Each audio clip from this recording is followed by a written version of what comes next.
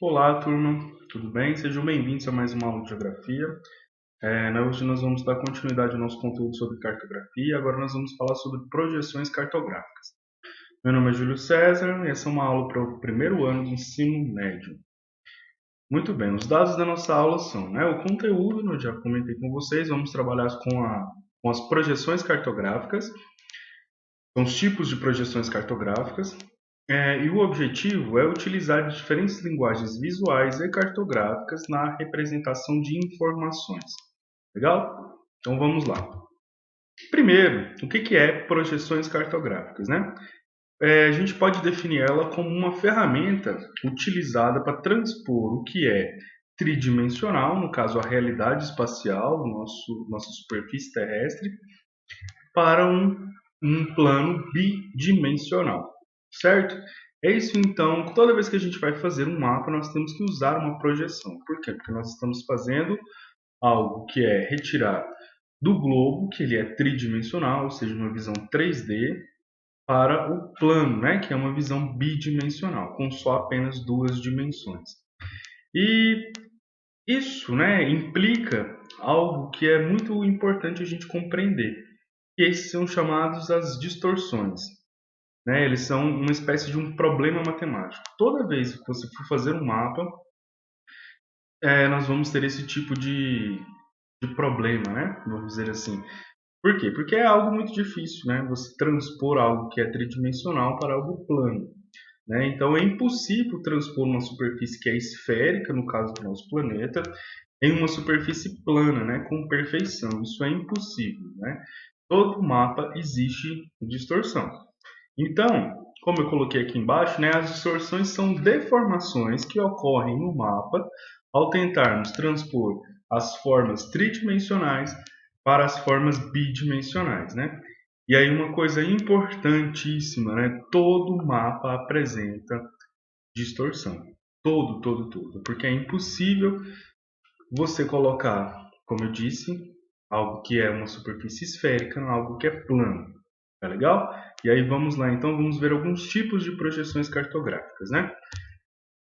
Primeiro, nós vamos falar assim, das três mais usuais, né? Que são as três mais utilizadas. Existem inúmeras, né? Mas por convenção a gente utiliza três. A primeira delas é a cilíndrica, né? Que é essa primeira representação na figura. A segunda delas é a cônica, né? Que é retirada uma espécie de cone para fazer essa projeção. E a terceira é a plana, ou também conhecido como azimutal. Cada tipo de projeção cartográfica tem uma maneira, desculpem,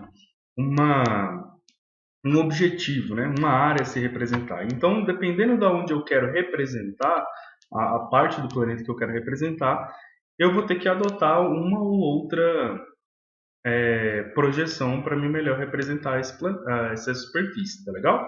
E aí vamos ver detalhadamente cada uma delas aqui. A primeira delas que eu coloco para vocês é a cilíndrica, né? Ela corresponde à projeção cuja superfície esférica terrestre é projetada sobre um cilindro tocante.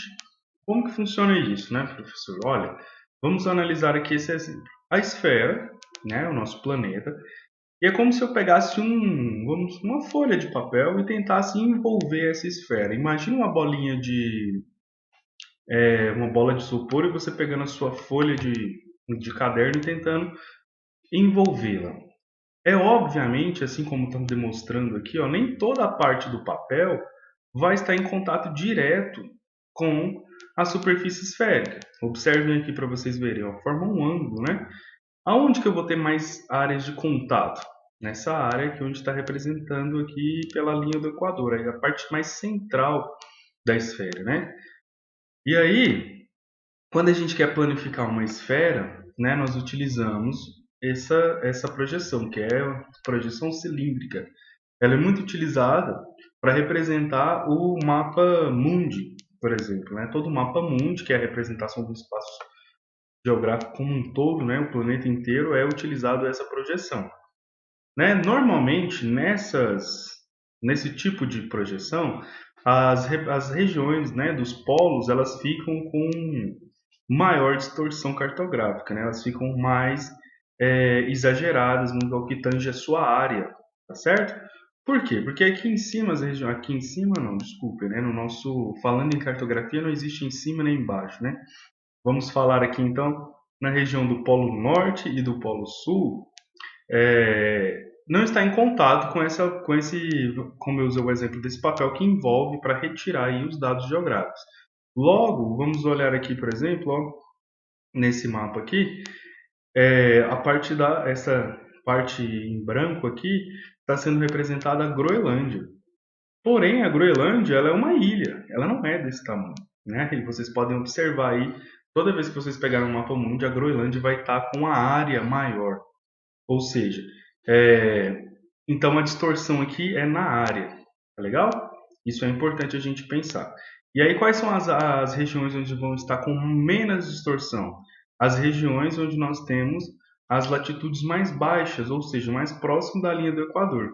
Quanto maior a latitude, ou seja, mais distante da linha do Equador, maior a distorção, tá certo?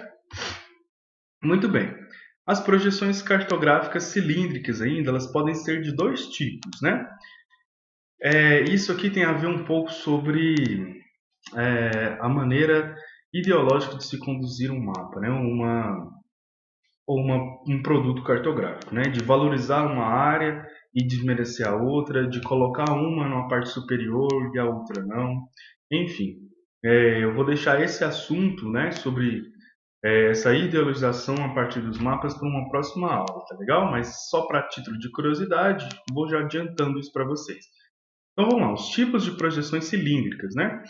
Que é Mercator, que é o nome de um cara, né, que inventou esse tipo de projeção.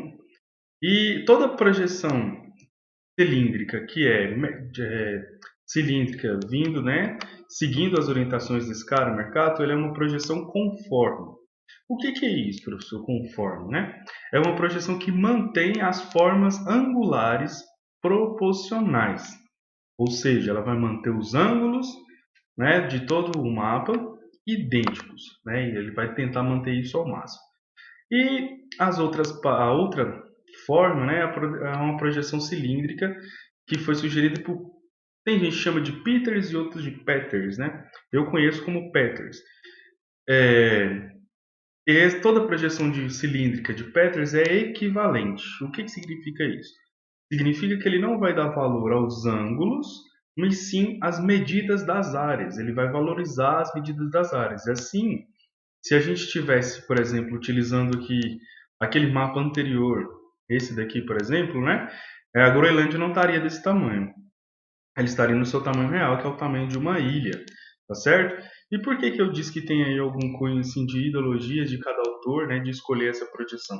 Para supervalorização mesmo, né? A Groenlândia é um território norte-americano, e aí a ideia de ter no mapa um território com uma área grande, né, significava, para um tempo atrás, superioridade, né, que detentia muitas terras, né, era alguém que tinha muito poder, muita influência, né, e isso foi se perpassando por vários tempos, e aí depois eu vou comentar mais específico sobre esses dois caras aqui, eu vou trazer uma aula só sobre esses dois caras para a gente entender melhor, tá certo? Vamos dar sequência aqui então.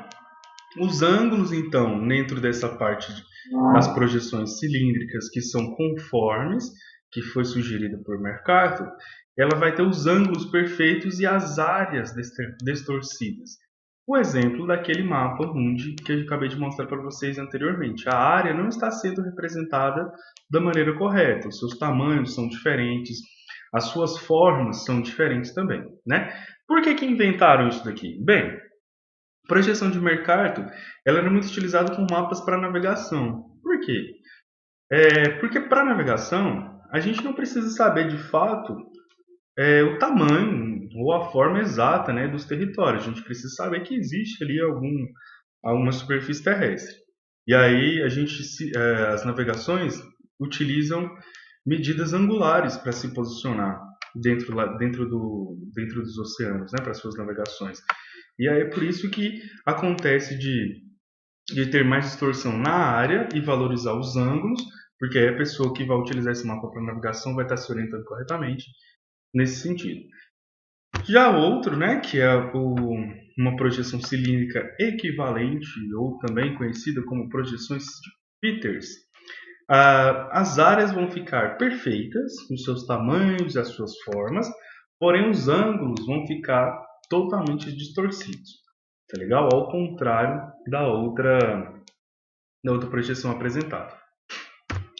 Muito bem, a projeção cônica, né?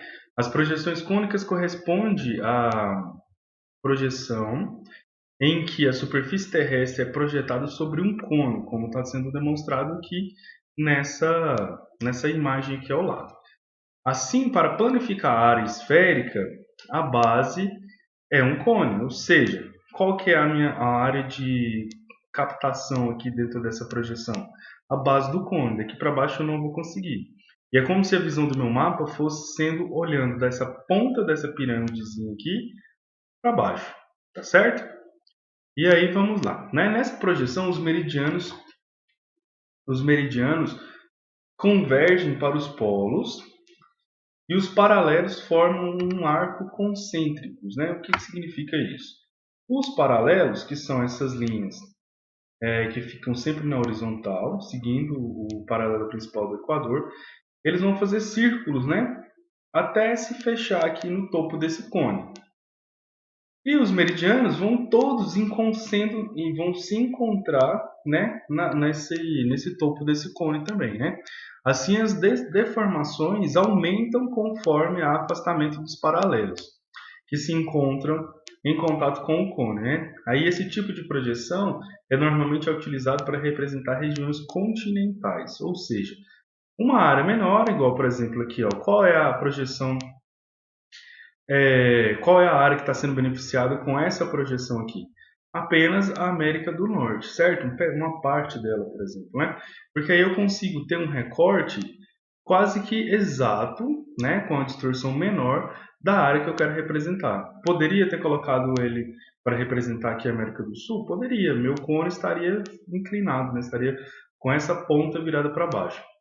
Tá certo? Então é utilizado sempre para representação de áreas menores e quanto mais distante, quanto mais o afastamento desses paralelos, maior a gente vai ter uma distorção, certo?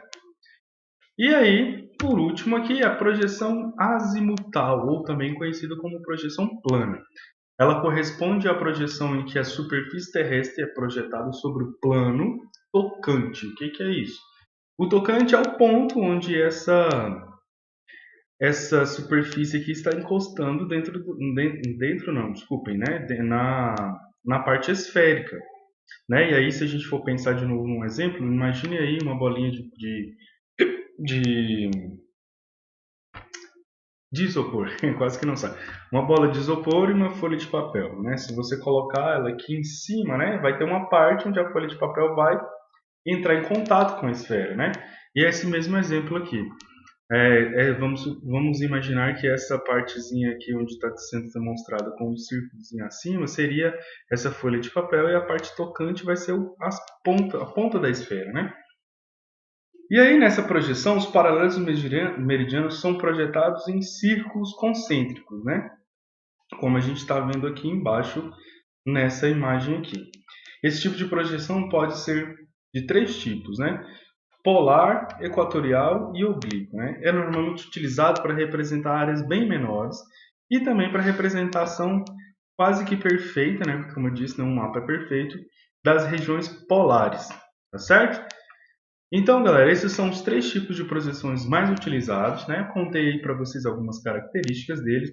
Eu vou fazer também um post do Instagram falando sobre as projeções cartográficas. Eu vou deixar aí na plataforma o arroba do meu Instagram lá como professor, para vocês também terem acesso a mais informações e curiosidades sobre projeções cartográficas, tá certo? Muito obrigado e até a próxima aula.